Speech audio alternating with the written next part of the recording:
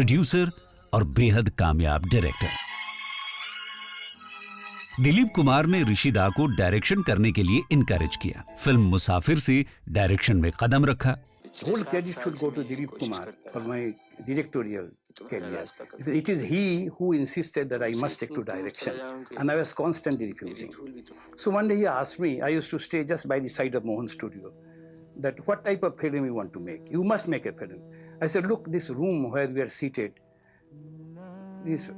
before me there was another tenant. Probably there was a death.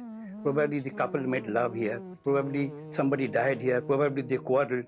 All these four walls, if they could speak, they knew everything what happened here.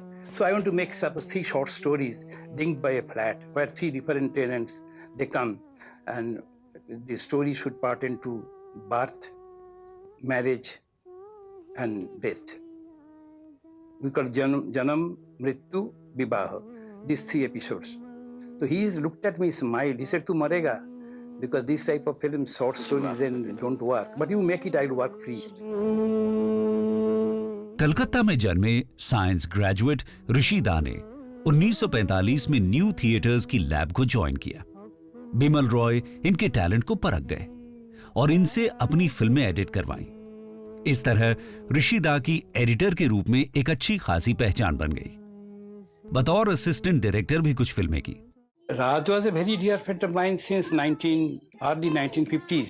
When Musafir failed, even with Dilip Kumar, they said, don't touch him with a pair of tongs. It was Dilip Kumar and Raj Kapoor who told Lakshmanji that you take him. It was in their interest that I directed. It was because they took interest in me that I got that break and I directed Anadi.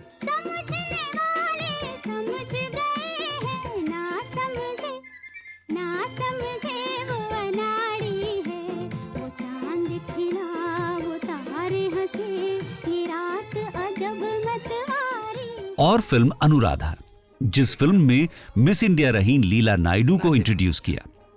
Film में बलराज साहनी मुख्य भूमिका में थे। दुनिया में कैसे मिल सकता है?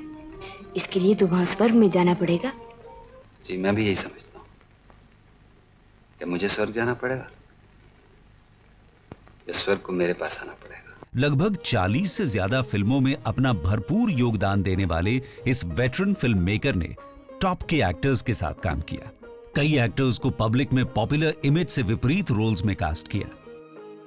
ही मैन एक्शन हीरो धर्मेंद्र को सत्यकाम, अनुपमा में जहां संजीदा कैरेक्टर में डाल दिया, वहीं चुपके चुपके जैसी फिल्म में धर्मेंद्र की लाजवाब कॉमिक टाइमिंग को दर्शकों के सामने पेश किया। साहेब, क्या है? कल आप क्लांत थे, इसी कारण आपको कष्ट नहीं दिया। आज तो व्याख्या कर दीजिए। किसकी व्याख्या? यही के एन ओ नो, के एन ओ डब्ल्यू भी नो, ये के एन ओ डब्ल्यू नो क्यों नहीं होता साहेब? राजेश खन्ना बावर्ची और आनंद जैसी फिल्मों में अपनी रोमांटिक इमेज से हटकर एक बिल्कुल अलग अंदाज में दिखे, हंसते हंसाते जीने की प्रेरणा देते हुए।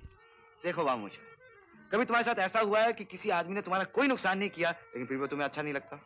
हाँ, कभी ऐसा भी हुआ होगा कि किसी आदमी ने। ऋषि दा की फिल्में इंसानी और समाज के कई पहलुओं को छूती हैं। जिंदगी कैसी है पहेली हाय। वैसे ही इनकी फिल्मों के गाने भी हैं लोकप्रिय, और बहुत सारे ऐसे गीत जिन गीतों से जीना क्या है, जिंदगी कैसी पहेली है, प्यार अमर है, जिंदगी की तरह तरह की खट्टी मीठी झलकियां। I am the only fortunate one in the industry who had the honor to work with all the stalwarts. While working in Bawarchi, there was a child called Pintu Baba. So I gave that name to Rajesh Khanna. I still now call him Pintu Baba. Then Amitabh Maharaj, I don't know how it came. Then Rekha, I call Chinna Punnu. If I have given them one unit of love, they have given me back 10 units of love. Rishi